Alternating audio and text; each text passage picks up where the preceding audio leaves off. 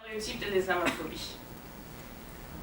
Bien qu'il existe une variété de races et ethnicités dans l'école musulmane, les étudiantes en sentent tous les effets et surtout ils sont socialisés à ressentir les effets de l'islamophobie en France en tant que groupe collectif de musulmans divers. Notamment, la proviseure, par exemple, du lycée est une blanche française de souche convertie à l'islam. Donc, il n'existe pas forcément une confluence de race et de religion pour ces élèves. Cela ne veut pas dire que les étudiantes ne se sentent pas cette confluence dans d'autres contextes sociaux. Mais pendant 8 heures par jour, 5 jours par semaine, ils sont socialisés dans un environnement qui transmet, favorise et renforce la compréhension de l'islamophobie, comme ciblant tous leurs frères et sœurs musulmans à travers le monde, et qui se manifestent dans une forme d'oppression envers leur liberté religieuse en France, y compris l'oppression de leur propre école dans le système scolaire. Et leurs stéréotypes à eux, aussi bien que leur internalisation de l'islamophobie, reflètent cette socialisation. Bien que je n'ai pas le temps de présenter les contextes supplémentaires en détail, je voudrais simplement noter quelques exemples de plus de comment l'islamophobie est exprimée différemment parmi les populations étudiantes. Dans une école publique, dans une banlieue aisée de Paris, par exemple, avec une population de 97% de non-musulmans et majoritairement blancs, il y avait 67% de ces étudiants qui sont associés à l'islam à la violence. Ce n'est pas une mesure parfaite de l'islamophobie, mais c'est un exemple. Dans une école catholique, ici en plein cœur de Paris, avec une population de 100% non-musulmans et encore majoritairement blancs, 35% des étudiants ont associé l'islam à la violence. Je vous rappelle que musulmans et non-musulmans inclus, 37% des étudiants issus des lycées publics du 93, qu'on a vu tout à l'heure, dans un quartier très divers en termes de race et religion, ont fait cette liaison.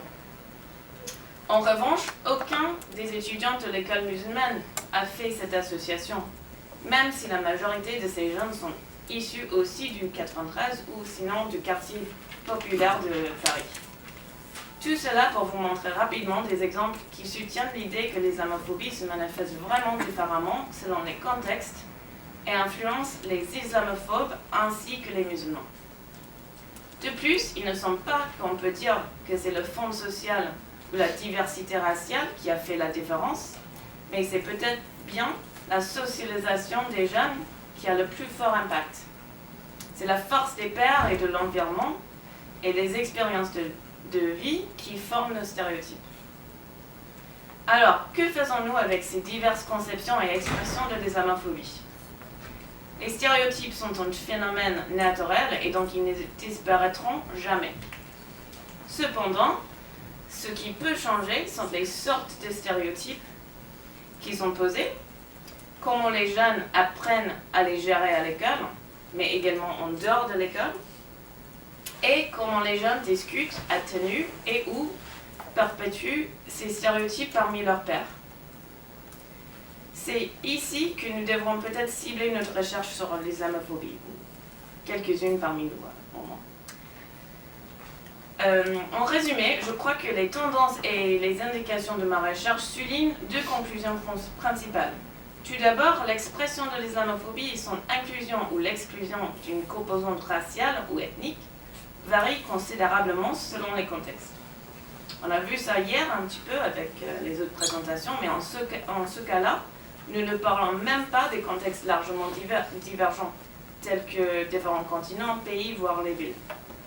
Là, on parle des contextes d'une école à l'autre, dans des départements voisins uniquement en Île-de-France. Et je pense que ça, c'est un signal extrêmement important pour la recherche d'éviter tout malentendu d'expression et d'incarnation de l'islamophobie au niveau national ou même au niveau européen.